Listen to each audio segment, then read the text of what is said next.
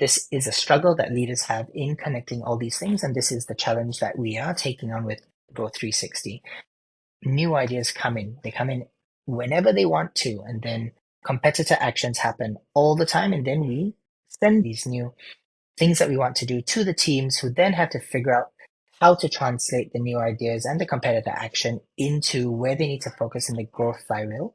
And the C-suite is often siloed. So this is where strategy somehow becomes distant from execution. And we want to solve that with Growth360. This is how it works. If we have strategy as quantified choices, the C-suite is now empowered to do the most impactful work first. So the C-suite is always able to identify a growth dependency, then it's able to find the right initiatives or request an initiative that has to be put together.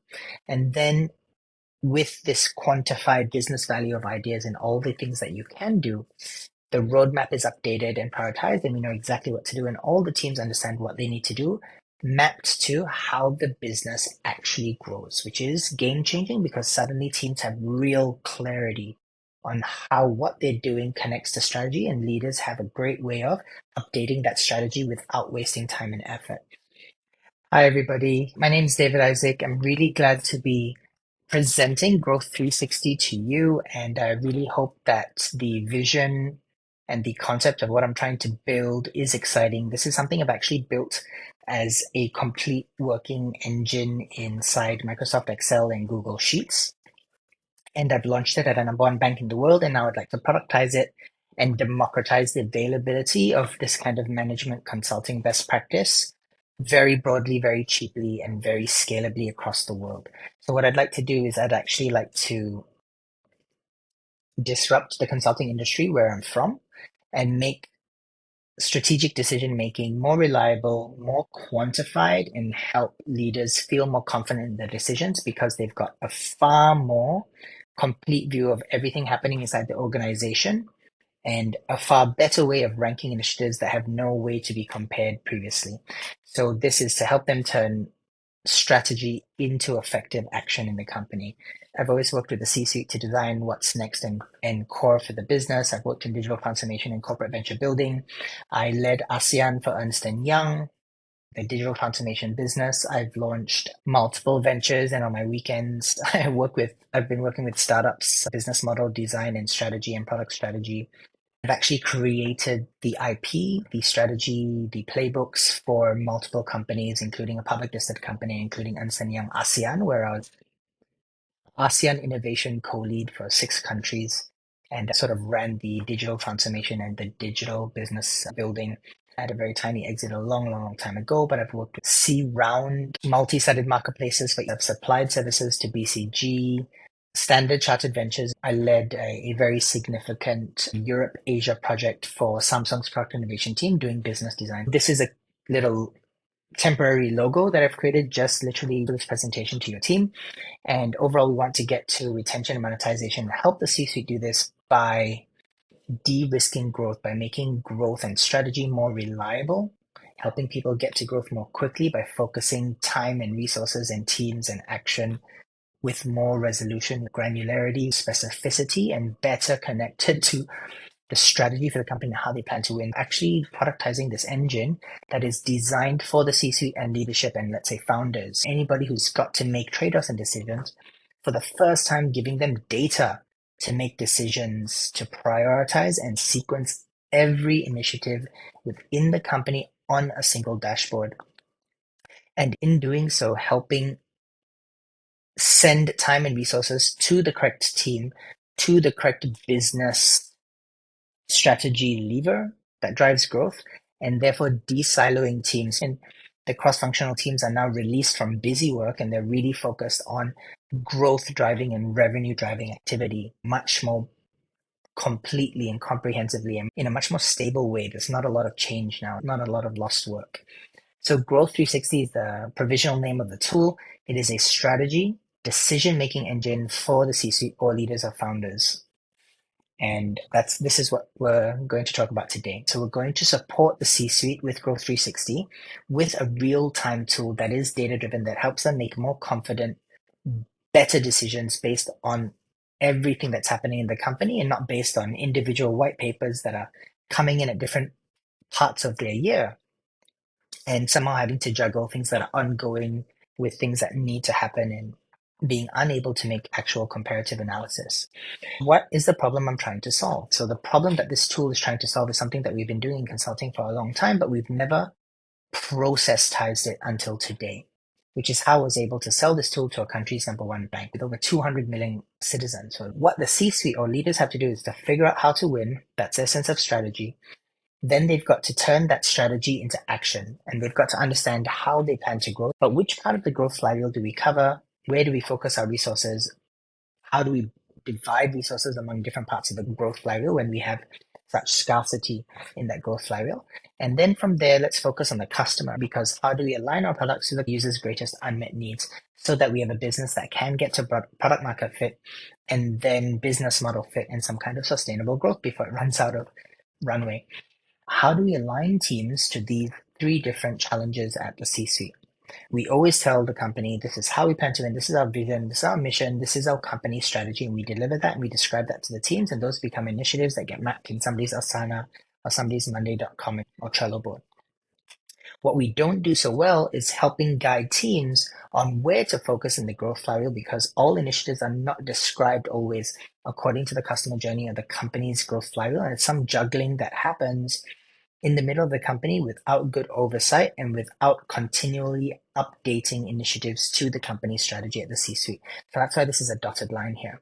And then new ideas come in. They come in whenever they want to, and then competitor actions happen all the time. And then we send these new things that we want to do to the teams, who then have to figure out how to translate the new ideas and the competitor action into where they need to focus in the growth flywheel.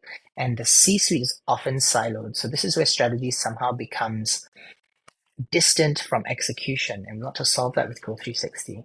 And how do we then rejig product strategy, product roadmaps, marketing strategy, marketing roadmaps, lead generation versus brand, and bottom of funnel generation, and understanding voice of the customer, and then turning that into product roadmaps and refining what we do as we go to market? We struggle with updating go-to-market strategy every time there's a change, because which part of the business are we now focusing on? Which is the new value proposition now that we've built new features and now that we're targeting new customer segments and so forth? And how does that closed loop of insight come and refine further product strategy and product roadmaps and marketing strategy and marketing roadmaps and how we spend our money and our time? There are three dependencies that the leaders face, and they're in between customers and the teams. And they have to figure out how to win. And these are the three gaps. So this is the subject of a potential doctorate that I'm writing, but it's also the core of a book that I'm launching about driving growth. And so it helps how we figure out the three gaps of the strategy gap, the execution gap, and the growth gap, and how do we better connect strategy to daily effort, because that's what we're trying to do with Growth360.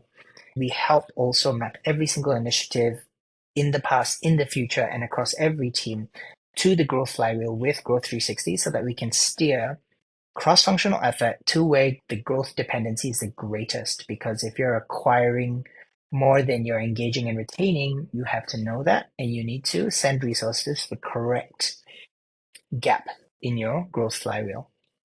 And from there, how do we align cross-functional resources to maximize revenue? By understanding the customer journey, the customer's greatest needs, what product we need, what features we need to build, which customers we need to target in product marketing, and exactly which features. And then from there, connect the customer's journey within our product and help product strategy and go to market understand exactly where we fit in the environment of alternatives and competitors, and further remove frictions to get people in the environment into our loop to get them to monetization. This is a struggle that leaders have in connecting all these things, and this is the challenge that we are taking on with Growth360. Leaders struggle because they have no that helps them juggle budget requests from various teams, and for the first time being able to quantitatively prioritize initiatives that help direct effort to where growth will be created best. And then we support cross-functional roadmaps, and we remove busy work and wasted time and expense, and reduce archived roadmaps and epics that are no longer relevant according to something that has changed. And leaders, team leaders, and founders are overwhelmed juggling so many initiatives with no way of comparing them. How do I rank an HR initiative with various marketing initiatives, with brand initiatives, with product marketing initiatives, with product features, with requests from legal and requests from sales. So how do we align all those priorities and put them into one singular dashboard? And how do we remove the cultural impact of changes to ongoing roadmaps and initiatives, because those can impact teams as they feel that the last 2 or 3 months has been wasted, isn't going to achieve their OKRs, isn't going to help them show their value to the business, and also keep them feeling that they're not aligned or not achieving the company's mission and vision. And how does that change how a company feels and operates? Then for the C-suite, we help them reduce uncertainty, because for the first time they can see the whole company in a single dashboard. It's in real time, and every single initiative is mapped to these three things in a quantified way, which is something that has never happened before. Even when I was leading companies and doing massive digital transformations and strategy projects for banks and tech, we've never had this level of IP that can bring everything together into one place. And then for the leaders, they're also terrified about changing strategy to adapt, because sometimes being agile is viewed as being indecisive or having the wrong strategy in place, and affects the leader's credibility outside the company and even inside the company. We are trying to figure out our relevance to our potential targeted ideal customer profiles, our key segments, our launch segments, right, in the context of how we are differentiated compared to our competitors and alternatives. And what should we build that has a sustainable competitive advantage instead of a competitive advantage that vanishes very quickly? And so we want to help leaders and founders solve siloed decision making, not having a good view of the entire company, having a way of bringing them the data to make better decisions for faster and more reliable growth, and helping them manage too many ideas for too few resources, because many good ideas exist, but too few good ideas actually make money. So we need to really prioritize and sequence how the company operates and find dependencies to growth. And how does it do that? It maps every initiative to organizational priority and capacity. It then assesses strategic value based on the company's current position in time. And then it finds dependency and risk that negatively impacts execution. And then it figures out a way to do a normalized weightage so we can compare every initiative in the company all at once. So we are never confused or have decision anxiety about what should happen first. So prioritization and sequencing that is quantified. And so therefore we now have de-risked decision making, because we're not just talking about relying on the C-suite's working memory. We're actually able to have a real-time roadmap and a playbook for how the company should actually operate. And this is what it looks like in Excel. And you can see that all the initiatives have been mapped to a 3-phase roadmap organized by priority and sequence, and updated according to dependency, so the company knows exactly what it should do and minimize wasted resources. And every time a new initiative comes in, it is ranked for whether it's a dependency or whether it should be in phase 2 of the roadmap. So people are very clear on what they should be doing, because they understand everything according to its strategic value and its organizational priority based on the capacity of the organization. This is how it works. If we have strategy as quantified choices, the C-suite is now empowered to do the most impactful work first. So the C-suite is always able to identify a growth dependency. Then it's able to find the right initiatives or request an initiative that has to be put together. And then with this quantified business value of ideas and all the things that you can do, the roadmap is updated and prioritized, and we know exactly what to do, and all the teams understand what they need to do, mapped to how the business actually grows, which is game changing, because suddenly teams have real clarity on how what they're doing connects to strategy, and leaders have a great way of updating that strategy without wasting time and effort. For example, there was a client that was increasing acquisition and spending more on go-to-market, but it hadn't translated into improved revenue. So we helped them diagnose where in the funnel they had a dependency, and they were able to update all the initiatives to reduce the value of new customers that were churning, retaining, or not monetizing. So overall, this is a tool, again, targeted at the C-suite. This is not competing with Monday.com, Asana, or Trello. This is a product for the C-suite or product leaders to really connect every task to its priority sequence and its dependencies. It helps really keep everybody in the company focused on growth and not busy work. It helps balance every idea that comes in so that we can optimize roadmaps based on business value, because that's really what it's about, not busy work. And it's a way for the C-suite to better communicate strategy, to reduce wasted effort and improve team morale. And this is an example of showing that looking at and analyzing the entire organization, if you're really focused on acquisition and you're spending a lot of your effort on retention, you can now decide, is that the right thing to do? So for example, other use cases, right? Is marketing supposed to prioritize its trade-offs? Are they supposed to prioritize new user growth, or targeting the most profitable users only for our freemium app and targeting the customers that monetize the best, or find the shortest time to monetization? And in product teams, are we supposed to deepen feature maturity, or to create new features, or to focus on the customer journey and reduce onboarding churn, or expanding use cases and creating new feature sets to target future new customer focuses, right? New different segments with new different use cases. Or in customer experience, are we going to focus on registration completion, or auditing feature satisfaction, or supporting product marketing and resurrecting dormant users because we've got too much churn? And then how do we combine and connect and align the roadmaps of all three of these parts of the business, and therefore make sure that everybody in the company is doing what is the most reliable and the most impactful path to creating value?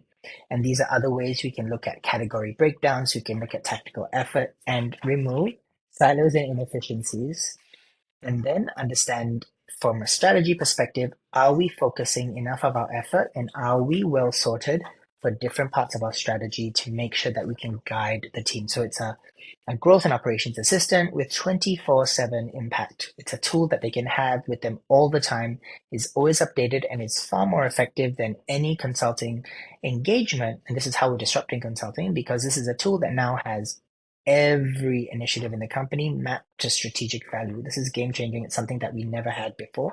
And that's why it's the subject of a doctorate that I'm putting together. And so we help people solve the strategy to execution gap and manage more quickly. So how it works is that we can capture or request initiatives from various departments, in fact, all departments. Everything gets ranked and refined in real time. The teams rank the initiatives, the C-suite can re-rank them and update them based on other priorities that are not visible to the teams that propose the initiative. Then everything gets prioritized and sequenced. You can ignore the AI because that's not going to happen for a while. But right now, this rule-based engine is already effective because it is the most comprehensive way that we have now to map strategy to initiatives, to customer experience, to revenue and the growth model. And then game-changingly also, dependencies identified, and we have a better understanding of how 70% roughly of all digital transformation in the world, why it has failed to achieve its intended value. And so now we identify dependencies inside Growth360. Then of course, everybody can track progress, everybody can monitor initiatives, but focused on how they create business value. Very separate, but concurrent and complementary to project management tools like Monday, Asana, or Trello, etc. And then with everything mapped inside, again, let's not focus or even think about AI at the moment, but with all the initiatives in the roadmaps very clear, we understand which teams should get more resources because they are achieving the intended impact. Overall, this is a high margin, high revenue SaaS. It's built entirely on IP and not AI. It is focused on the needs of the C-suite and not operating teams, not the individual teams, and it solves this gap because there's a huge underinvestment in tools for the C-suite, and Salesforce is not that tool in this case because it's not a strategy tool. It has monetization opportunities to be white labeled for marketing agencies to help them do different kinds of work or to help them be more focused on business impact for their clients. It is very disruptive because it's 24/7 management consultant support for 100th of the cost, literally has global best practice proprietary IP built into this that isn't released to the public just yet. And it addresses the key concerns of business leaders because they are the ones who are overwhelmed and they have no way and they have no tools to correlate action to strategy. So it's something new in the market. And that's it overall. Thank you guys for spending the time. And I really look forward to hearing back from you. Thanks. Take care.